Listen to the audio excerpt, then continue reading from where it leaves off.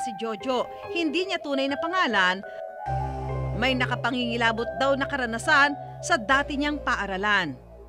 Kwento niya, isang babae raw na hindi matahimik ang nagpakita noon sa kanya.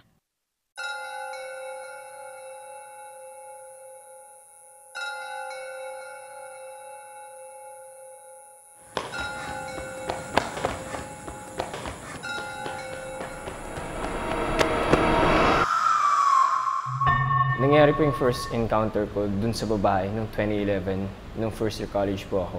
Pag kunyari, umaarte kayo, yung pag-arte sa film, sa play, iba. At ang tumambad daw sa kanyang harapan. Ano yun? Ayun, no? Kanina kasi meron dyan eh. Yung prof ko po, yung prof May po nakita? namin that time, may nakita po siyang tao sa likod namin na sabi niya po strange yung behavior niya.